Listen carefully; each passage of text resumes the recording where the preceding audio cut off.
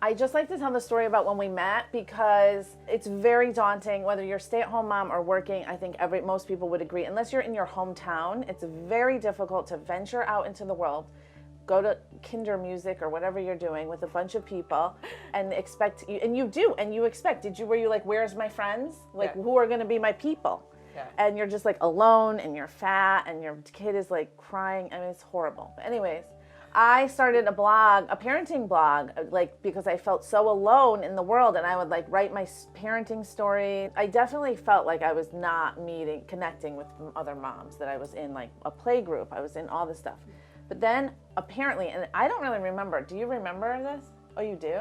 We were at the hairdresser, in the lobby of the hairdresser waiting, like one of us had a collar on and one of us was waiting for their appointment, and I guess we started talking and we like hit it off in the hairdresser.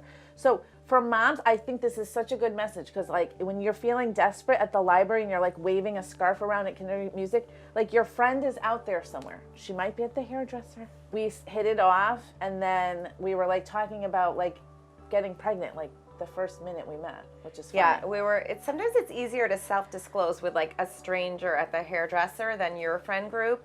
And our hairdresser lived a little bit out of our town, and I felt like I was just comfortable talking with you, and we had a connection, and sometimes it's just chemistry with someone, and we connected, and we laugh now because this was like a decade ago, and we were talking about such an intimate topic of infertility the first time that we met, and then just last weekend we were getting a blow dry with the same hairdresser, and he was like, wow, you guys have come a long way. No, he said, and now we're good friends. And he says, I thought it was very strange. He goes, I was listening to your conversation. I'm like, they just met 2 seconds ago and they're talking about this. We live in the same town, and our kids end up, then we said, okay, we like each other, but now our kids have to like each other. And now our kids are like best friends, so it all worked out great. Yeah, it was good. So I'm a makeup artist for a brand called Laura Mercier. This is the brand she uses, and then she needed makeup done, so she came to Laura Mercier and had her makeup done. And then that was another connection. So we had like a couple little connections, and we were both writers. I mean, that's the big thing. We were both writers. We compared notes on our blogs and what we were doing. So we connected that way, I think, the most. Well, Krista has always been obsessed with research, specifically infertility research. We both are writers. We've been writing nonfiction for like 10 years. She was talking to me about certain research things that she discovered related to infertility, and I was like floored. And I just kept thinking about it. I'm like, that would be a really good book. So I'm like, I think I'm gonna write a fiction book. And she would keep saying like, I'll help you, or you should add this, you should add this. And then I was like, I think you should just write it with me. She said, you seem more passionate about my writing project than I am, so I think you're gonna have to help. And I said, no, I don't write fiction. And she said, no, let's try it.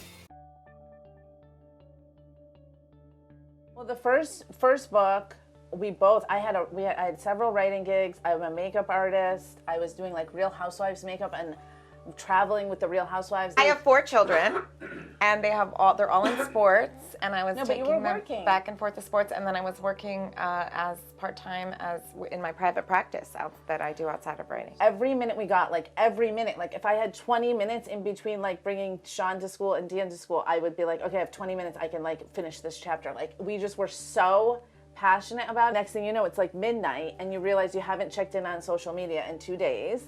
And you find a lot of time when you skip social media. And this wasn't a should goal. This was a goal that sort of found us. So I would find myself, again, waiting in line for my daughter's field hockey. Supposed to get out at 4, and it got out at 4:30. And I would sit in my car, and I would either be listening to Stephen King's book on Audible, or I would literally get out a piece of paper and write down ideas that once the kids went to bed, I could like crank it out later that night. I love that thrill of a book where you're like blindsided at the end. And our book is like that. So I was so excited about it. Everyone's watching these shows on Netflix or Amazon where you're next thing you know, you're on episode 4, you're like totally into this and you want to know who did it. It's like that where you can't stop. That's like our book. That's how our book is. And we needed to get the story out on paper, and we were both like so passionate. And when we figured out the ending, I was like, oh my God, this is amazing. Like I couldn't wait to get to the ending so that we could like get it all together.